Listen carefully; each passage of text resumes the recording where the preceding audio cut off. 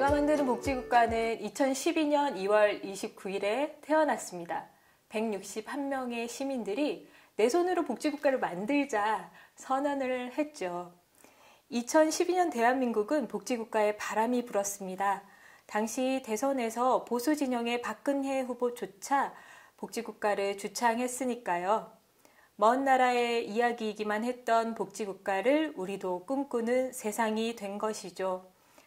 그때는 우리나라 복지국가 논의 중에서 가장 뜨거웠던 시점이에요. 모든 정치권, 언론이 우리 사회의 미래로 복지국가를 얘기하던 시점이거든요.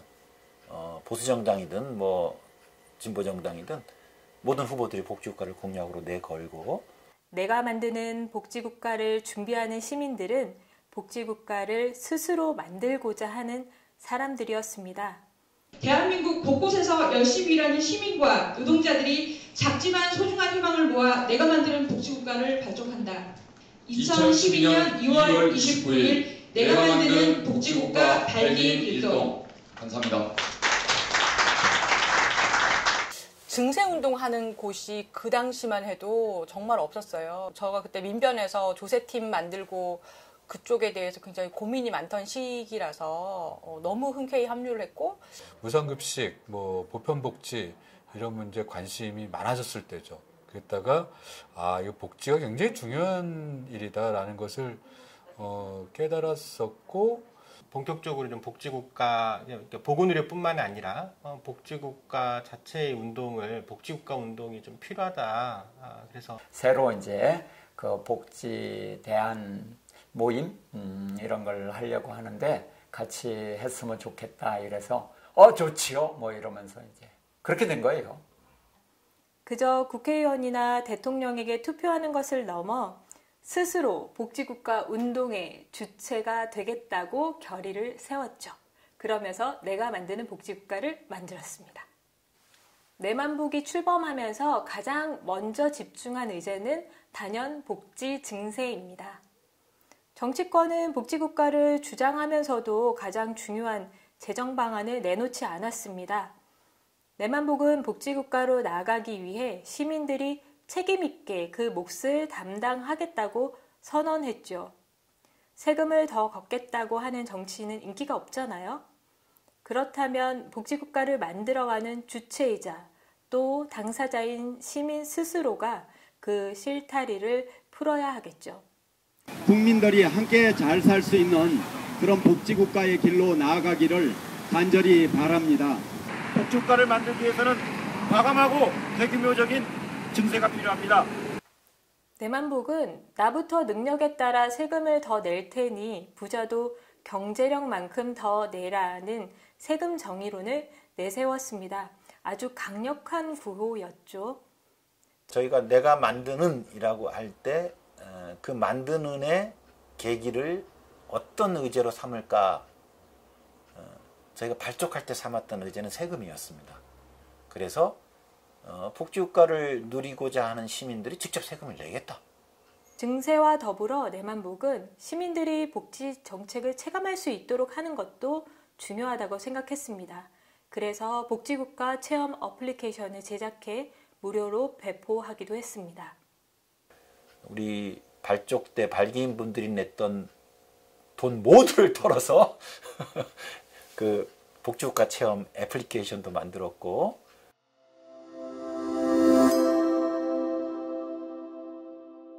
내만복은 의제별 활동을 통해 시민의 삶에서부터 복지국가 운동을 시작하고 있습니다. 또 같은 목표로 활동하는 복지단체들과 함께 의제별 연대 활동을 벌이고 있죠. 지난 10년간 내만복은 사회복지세 도입, 줬다 뺏는 기초연금, 병원비 해결, 주거권 실현 등 빈곤, 의료, 주거, 복지 재정의 4가지 분야의 의제 활동으로 집중해 왔습니다. 적극적인 의제 활동을 위해 빈곤 노인 기초연금 보장 연대, 병원비 100만 원 연대, 집 걱정 없는 세상 연대를 결성하여 활동하고 있습니다.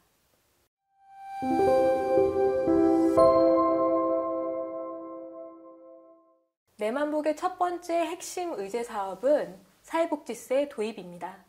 사회복지세는 복지 확충을 위해 세금을 더 걷어야 하지만 재정 지출에 대한 불신이 큰 우리나라 상황을 감안하여 복지와 세금을 결합한 복지 목적세입니다.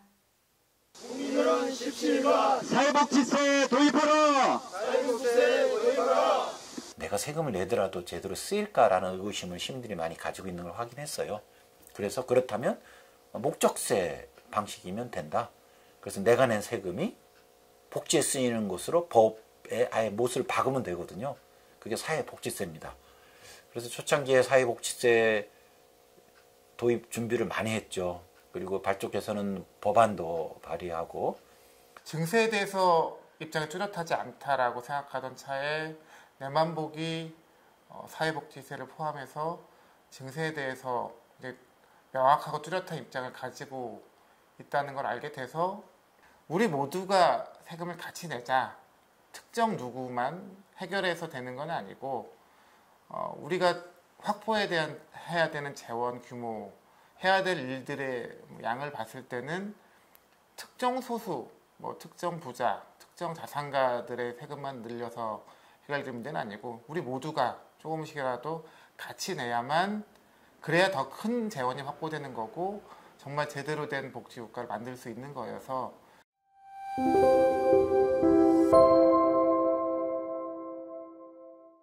두 번째 의제 사업은 줬다 뺏는 기초연금의 해결입니다.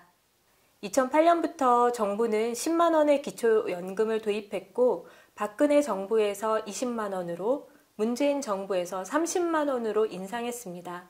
그러나 여전히 50만 명 정도의 기초생활 수급 어르신은 기초연금의 금액만큼 생계급여를 삭감당하고 있습니다. 기초연금은 어르신 빈곤 문제를 해결하기 위해 시작한 제도이지만 정작 빈곤에 있는 어르신들이 배제되는 모순을 낳고 있습니다. 차라리 이 도끼로 제 목을 쳐 주시옵소서. 네, 그때 도끼 상소가 굉장히 이제 언론에 좀 이렇게 퍼포먼스가 많이 주목을 받았고 그 이외에 또 저희가 그 뒤주 그때 약간 사도세자라는 영화가 있었는데 사도세자가 이제 뒤주에 갇혀서 죽었잖아요. 그걸 또 이제 패러디해 갖고 뒤주에 들어가는 퍼포먼스도 했던 것 같아요. 기초연금. 우리 어르신들도 수급자분들은 몇 분 안 계셨거든요. 근데 대부분 수급자가 아닌데도 이 일에 좀 나서게 된 게 결국은 누군가는 우리 사회에서 나는 뭐 해당자가 아니지만 누군가는 그 문제로 고통을 받고 있다고 하면 그런 것들은 우리 사회가 좀 이렇게 받아들일 필요가 있지 않느냐 이런 이제 이야기를 하셨거든요. 그러니까 학계에서도 줬다 뺏는 이제 기초생활보장제도의 보충성 원리인데 이 과연 보충성 원리가 절대적 원리인가? 라는 아주 복지국가 원리로서의 보충성 원리를 되돌아보게 하는 그런 학문적인 되돌아봄도 저희가 만들었고 이제 약도 좀 사먹을 수 있겠구나. 좀 더 바람도 쐴 수 있겠구나. 인간다운 삶을 살 수 있겠다고 그런 기대를 받았습니다마는 아직까지 해결 안 되고 있는 일이긴 하지만 저는 여전히 국민분들은 알고 계신 사안이라고 생각해요. 줬다 뺏는 기초연금. 그래서 여전히 해결되지 않은 문제인 만큼 지속적으로 이 문제에 대한 관심을 시민분들과 공유할 수 있도록 해야겠다라는 생각이 듭니다.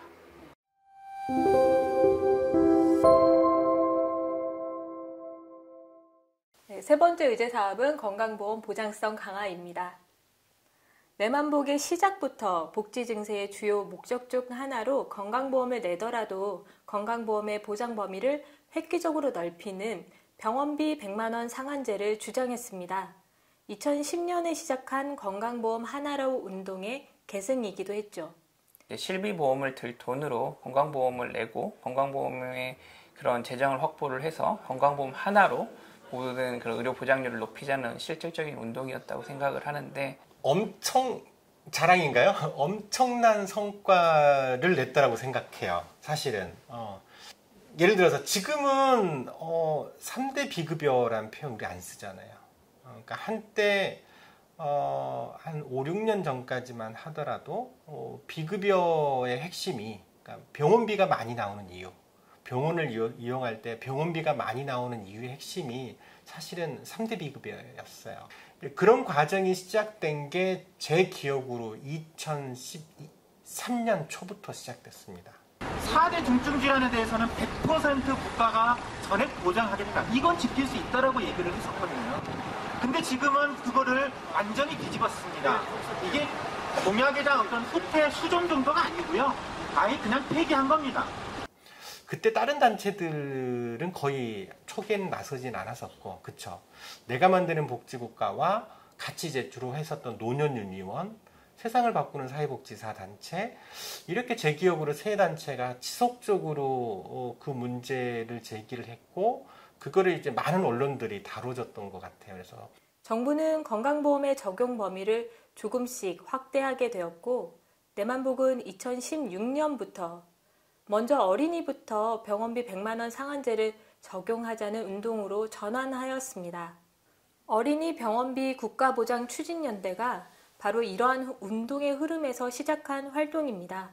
어린이 복지를 위해 활동하는 어린이 단체, 사회복지사 단체가 주축이 되어 거리 서명운동과 토론회, 언론 기고까지 다양한 영역의 활동을 벌였습니다.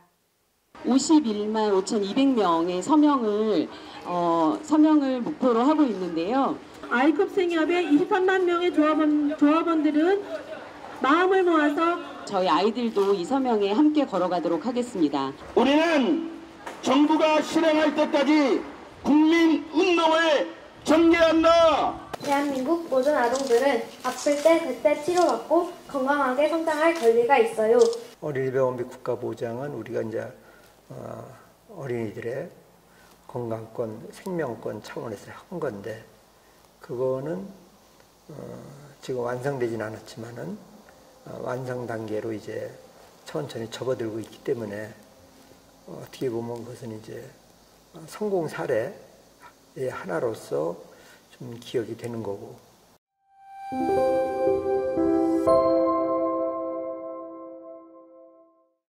네 번째 의제 사업은 주거권 보장입니다. 문재인 정부 후반기부터 급격하게 상승한 주택 가격으로 시민들의 주거 불안 문제가 심각해졌습니다. 내만복은 민달팽이 유니온, 빈곤사회연대, 세상을 바꾸는 사회복지사, 한국도시연구소, 한국사회주택협회를 포함한 30여 개의 단체와 함께 집 걱정 없는 세상연대를 구성했습니다. 시민들 또는 그 복지의 중심 주체가 돼야 될 그 대중들, 이들이 가장 절실하게 생각하는 문제, 바로 그 주거 문제, 이것을 옛날부터 했어야 된다, 이제 이런 생각이 들고 목숨을 걸다시피 해야 되는 거 아니냐 이렇게 생각을 하고 있어요. 그리고 지금 집연대를 만든 거는 굉장히 잘한 일이다. 최근에 활발하게 하고 있는 것이 이제 주거권 운동인데, 주거권 운동은 이제 막 활성화되기 시작했기 때문에 앞으로 우리가 방향을 잘 잡아서 해나가면은 나름 이제 성과가 있지 않을까. 이러한 과정에서 세상을 바꾸는 사회복지사, 노년 유니온, 어린이 단체, 주거 단체와도 긴밀한 네트워크를 만들었죠.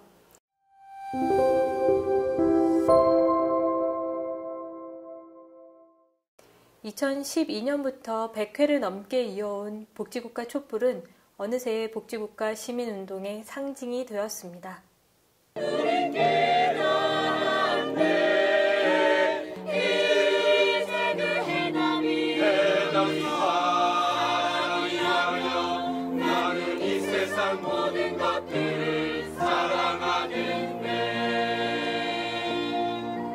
또 복지국가 촛불은 코로나 때문에 일시 멈췄지만은 그래도 우리가 이제 온라인으로 쭉 하면서 맥락을 이어가고 있죠. 그러니까 그것은 그 크기라든가 이런 것들이 그렇게 눈에 띄진 않지만은 그래도 우리가 복지국가가 만들어지는 그날까지 복지국가의 목소리를 계속 내는 그런 이제 창구로서 우리가 쓰는 거니까 그거는 뭐 규모에 상관없이 꾸준히 해야 될 이제 또 과제라고 봐요. 네.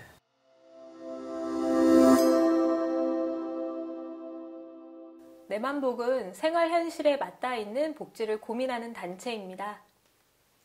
그렇기에 회원들의 참여로 신나게 활동해왔죠. 상근자 1명에 사무실도 없는 작은 단체에서 시작했지만 의제 활동에서는 모두가 열정에 넘쳤습니다. 회의를 통해 의제별 입장을 정리하고 논평이나 기자회견, 이슈 페이퍼 등 다양한 방식으로 우리들의 입장을 세상에 알려왔죠. 정기적인 내만복 포럼으로는 사회 현안을 다루고 연구와 활동의 결과물은 단행본으로 출간했습니다. 내만복 학교를 통해서는 더 많은 시민들과 내용을 나눠왔죠. 매주 내만복 뉴스레터와 회원 중심의 책 모임까지 내만복의 활동을 알리고 또 고민을 나누고 토론하는 활동을 꾸준히 이어오고 있습니다. 그냥 일반식이 그냥 스터디였을 거예요. 근데 이제 일상적으로 연구자 말고는 그 공부할 사람이 없다가 그냥 뭐 시민 모임이어도 재밌겠다 싶어서 참여할 수 있는 기회 있다면 참여하겠다고 했는데 오히려 연구 모임으로 참여를 하게 된 거죠. 아무래도 저는 이제 그 연금의 제 업이기 때문에 오건월 박사님 연금학교 굉장히 인상 깊게 들었고, 그다음에 홍수탁 회계사님의 세금학교도 굉장히 인상 깊게 들었습니다.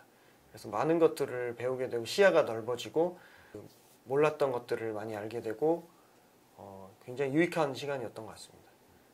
재단이 세미나 이런 것들을 많이 하면서 정책 대안을 많이 내는 정책 전문가 조직이구나 이런 생각이 좀 많이 들었었어요. 그때도 이제 공적연금 자체를 어떻게 이제 개혁을 해야 되고 개혁을 하기 위해서 다양하게 공적연금에 대해서 약간 민간위원회 역할을 할 수 있을 만큼의 전문성을 가지신 분들이 와서 많은 논의를 하는 걸 보고 여기는 정말 제대로 각 잡고 공부하는 NGO구나.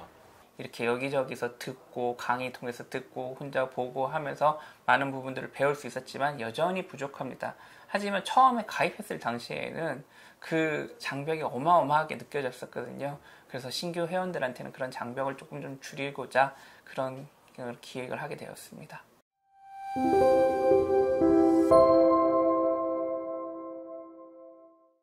또 만복 라디오나 만복 TV를 통해서는 보다 쉽고 자세하게 핵심 쟁점을 알리기 위해 노력했습니다. 당사자로 그 연금의 당사자. 네, 당연히 네네. 그는 뭐 참여하고 또 어떤 좋은 말씀들 하시는지 참신한 아이디어와 기획, 꾸준함 그걸 가지고 이제 뭘 하자라고 했는데 사람을 찾는다고 해서 했습니다. 네, 그 정도 했던 것 같아요. 그러니까 직장 생활하면서 한 3년 정도 라디오를 하고 그 다음에 그 거의 내리막을 걷는 유튜브 유튜브로 해서 1년 정도 좀 넘게 유튜브 했었나요? 네, 그렇게 했었던 것 같아요. 바로 대국민 사기죄 그리고 허위 사실 유포죄로 대통령을 고발했습니다. 당시에 유튜브 붐이 일어나기 전에서도 이런 영상을 찍어서 올린다는 게 쉽지는 않았는데요. 그런 피드백을 좀 많이 받았어요. 그 복지국가나 어떤 복지 정책을 공부하는 데 있어서 되게 도움이 많이 된다. 그러니까 출퇴근할 때 뭐 라디오를 듣거나 유튜브를 들을 때 도움이 된다라는 이야기를 또 하셨었고. 좀 이렇게 재밌진 않은 주제가 있을 수 있잖아요. 복지라는 영역이니까. 그렇기 때문에 섣불리 다른 분이 안 들어온 것도 있어가지고 장수하게 된 것 같습니다. 이 사회운동이 주로 이렇게 텍스트, 글자를 통해서 많이 이루어지는데 이 음성이나 영상이 갖는 그런 매력, 파급력, 그 영상만이 전하는 그 강렬한 감동이나 재미 이런 게 있거든요. 그런 면에서 만복TV와 만복 라디오가 내만복에서 시민들과 소통하는데 큰 역할을 하지 않았나 이렇게 자부하고 싶습니다.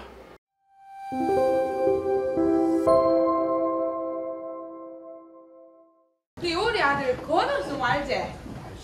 이놈아가 대학에 들어가더만 내복이나 카나고 내만복이나 카나 내복? 복지는 단체 안 들어갔나? 복구? 어떻게 하다가 제가 그 주연을 맡게 됐는지 좀 사실 지금은 잘 그 대목은 기억이 안 나요. 어떻게 하다 보니까 그렇게 돼버렸어요. 대사를 외워야 되는데 저는 솔직히 눈이 안 보이기 때문에 대본을 보고서 외울 수 있는 그런 기능이 안 되는 거죠. 이 다음에 무슨 내용인지 한번 떠올려 보세요. 이러면서 또 이거다라고 또 얘기해 주면 그걸 또 외우고 그 외운 만큼 다시 한번 또 다 한번 해본 다음에 또 다시 좀 앞으로 나가서 좀 더 외우고 뭐 이런 식으로. 연극을 기획하게 된 동기는 사회운동이 좀 더 다양한 방식으로 다가가길 원했고 저희가 일방적으로 주장하고 그것을 수용하도록 강요하기보다는 극을 통해 보는 분들이 좀 더 객관적으로 느끼고 판단하시며 활동에 참여해 주시기를 바라서였습니다.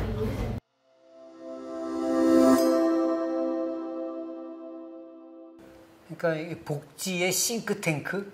예, 그러니까 쉽게 얘기해서 뭐 저기 삼성경제연구 세리라고 있어요. 세리. 예, 그것과 거의 뭐 견주어도 손색이 없는. 네, 내만복은 다른 단체와는 달리 낼 테니 더 내자, 다 같이 함께 내자 이렇게 꾸준하게 주장해 왔던 게 장점이었고 내만복의 매력이었던 것 같습니다. 처음에 이렇게까지 오래 갈까? 할까? 그렇게 생각을 못했던 것 같아요. 근데 이제 10년 오면서 좀 자부심은 있어요. 복지국가를 외치는 시민단체로서 또 시민사회로부터 일정한 발언권을 또 시민권을 얻었다 생각이 들어서요. 내만복의 활동은 그동안 쭉 역사를 내만복의 활동만 봐도 우리나라 복지국가의 발전사를 같이 담아내고 있을 만큼 이슈 파이팅을 굉장히 열심히 했다고 생각을 하거든요. 시민들이 원하는 의제를 잘 찾아서 지난 10년간 복지국가 의제를 꾸준히 좀 제기해온 그런 단체로 자리매김하지 않았나 그런 생각을 해요. 각자 맡은 영역에서 뭔가 세상을 조금 나아지게 하는데 일을 하고 계시는 분들이셨잖아요. 좀 많이 저도 배웠고 또 저도 그 시간을 통해서 좀 성장할 수 있는 그런 시간이었습니다. 지금 시대의 방송 자체로도 세상을 왔다 갔다 하는 시대잖아요. 유튜브라는 거 있고 또는 그 기록 자체가 어떤 책보다도 파급력은 있다고 저는 보거든요. 그래서 이런 영상 매체에 대해서 만든다면 진짜 중요한 스텝이다. 진영 논리라든가 혹은 한쪽에 치우치거나 뭐 이런 것들 없이 정말로 정말 객관적이고 필요한 시민운동을 한다 생각이 들어서 함께 이렇게 어울려서 뭔가 함께하는 그런 즐거운 활동들도 굉장히 뭐 관계를 돈독하게 하고 또 재미도 있고 그런 유익한 활동이었던 것 같습니다. 근데 이제 지금까지 10년 동안 이렇게 이제 내가 만드는 복지국가가 이렇게 열심히 활동할 수 있었던 것도 다 이 내가 만드는 복지국가에 적극적으로 참여해 주신 회원들, 관심을 가져주시는 시민들이 있었기 때문에 가능했다라고 생각을 하고요. 새들어 사는 서러움을 겪다가 겹방살이 서러움을 겪다가 그렇게 돌아와 주신 회원님들 덕분에 독립 사무실도 얻었고 내만복이 좀 안정적으로 활동할 수 있는 기반을 마련하게 됐습니다. 그리고 내만복에 또 회비 내시고 또 마음 함께 나눠주시고 또 활동 함께 해주신 한 분 한 분한테 너무 감사한 마음이 들고 그 이름 그대로 일반 시민들이 이런 복지국가 운동에 관심 갖고 함께 할 수 있는 그 자리를 깔은 거잖아요. 내만복이. 예, 그런 점에서 굉장히 의미가 있고 내만복이 뭐 어쨌든 이 복지 분야의 화제를 이제 끌고 갔죠. 그렇게 10년을 그렇게 해왔는데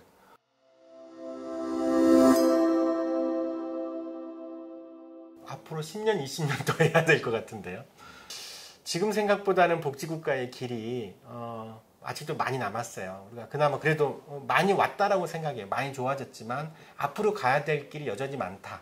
복지국가에 대한 염원과 또 구체적인 욕구와 이런 것들을 투영해서 함께 했던 시간만큼 앞으로의 시간도 좀 진하게 할 수 있는 것들을 같이 할 수 있으면 좋겠습니다. 그래서 우리가 다시 앞으로 10년 동안 무슨 일을 어떤 방향으로 해야 될지에 대한 좀 방향을 모색하고 찾아내는 게 제가 해야 될 일이지 않을까. 그 지형을 판단하고 담론을 모색하고 또 우리가 앞으로 가야 할 때 갖춰야 될 것들이 무엇인지 전열을 정비하고 이제 이런 부분에 대해서는 거기까지는 이제 그런 논의를 좀 시작하면 좋겠다 이런 생각을 요즘에는 하게 됩니다. 앞으로 우리 사회에서 이슈가 될 연금개혁이나 사회서비스 개혁, 또 건강보험에 대한 개혁, 이런 주요한 복지와 관련된 영역들에서 내만복이 더욱 힘을 내서 대안을 제시하고 실천에 참여할 필요가 있다고 생각을 합니다. 새로운 이제 세대 교체를 좀 하고 새로운 주체들이 좀 이렇게 좀 형성이 좀 됐으면 좋겠고, 그리고 이런 시기일수록 저는 좀 복지국가에 대한 전체적인 좀 비전이나 이런 것들을 내만복이 좀 초심으로 돌아가서 그런 복지국가 그리고 핵심 의제에 대한 그런 것들을 좀 전체적으로 이렇게 정비하고 제시하는 그런 역할들을 했으면 좋겠습니다. 이제 양적인 확장, 단순한 이제 현금 지원성 복지 이런 것들의 확장 이런 게 아니라 복지의 질적인 측면에서 서로가 서로를 돌보는 돌봄 사회, 돌봄 국가 이런 식으로 가야 되지 않나 그런 생각하고 있습니다. 그럼 내가 만드는 복지국가가 생각하는 커뮤니티 케어 이런 것들 이론을 만들고 그다음에 그런 것들이 또 이제 외국에도 그런 이론 많이 있으니까 그런 것들을 한번 연구하고 이런 것들을 우리가 실질적으로 한번 우리의 방식대로 한번 실행을 해봐서 10년을 잊었으면 좋겠어요, 개인적으로. 왜냐면 그래야 새로운 10년이 셋째가 들어가는 거라고 봅니다. 10년을 버리지 않고서는 제가 볼 때는 이거보다 못했어, 이거보다 잘했어 평가하는 게 중요한 게 아니라 우리의 복지 현장, 우리 단체가 아니고 바뀌거든요. 어떤 특정 시점에서 집중적으로 해가지고 뭔가를 달성하려고 했던 것, 그런 운동 방식은 이제는 좀 쉽지 않겠다. 이제는 꾸준히 시민들의 그런 의식을 더 높이고 또 교양을 넓히고 하는. 그래서 우리 내부에서도 지금 혁신 복지국가 비전 논의를 계속하고 있고 또 기존 의제와 다른 또 새로운 의제 기획에도 지금 많은 논의를 하고 있습니다. 기대해 주십시오. 앞으로 10년 그리고 더 100년을 내만복이 이렇게 쭉 활동이 강화가 돼서 우리나라가 복지국가가 되는 그날도 내만복이 계속 활동을 해나가고 내만복의 꿈이 곧 복지국가의 꿈이기 때문에 그런 것들이 모두 아름답게 잘 이루어지기를 응원드립니다. 네, 고맙습니다. 내가 만드는 복지국가 10년의 발자취 잘 보셨나요? 복지국가를 향한 우리들의 염원은 아직도 뜨겁습니다. 저희 내만복은 더 힘차게 동료 시민 여러분과 함께 복지국가를 만들어 가겠습니다. 감사합니다.